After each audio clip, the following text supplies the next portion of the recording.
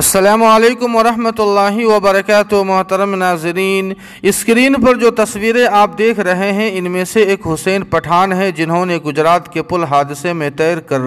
تقریباً 100 سے زائد لوگوں کی جان بچائی، اور دوسرے جناب توفیق احمد صاحب ہے جنہوں نے 35 سے زیادہ بچوں کو ہسپتال پہنچایا۔ ہسپتال میں اپنی بیٹی کی ڈیلیوری کروانے آئے تھے، لیکن انسانیت کے آگے بیٹی کا درد اور باپ کی ذمہ داری کو عارضی طور پر بھول گئے اور بچوں کو مدد کرنے میں لگ گئے۔ آج تک سے بات کرتے ہوئے توفیق احمد صاحب نے کہا کہ یہاں قوم کی بات نہیں ہے، یہاں ہندوستان کی بات ہے،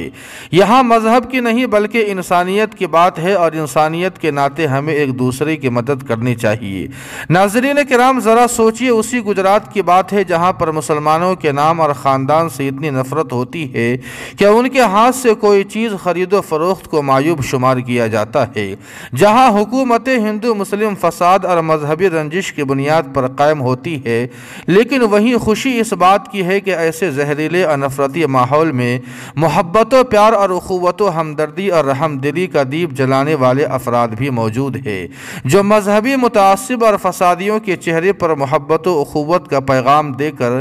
زوردار تماچا رسید کرنے کا کام کرتے ہیں۔ اللہ پاک ان کی حفاظت فرمائے اور معاونین کو بہترین بدلہ عطا فرمائے۔ آمین ثم آمین یا رب العالمین۔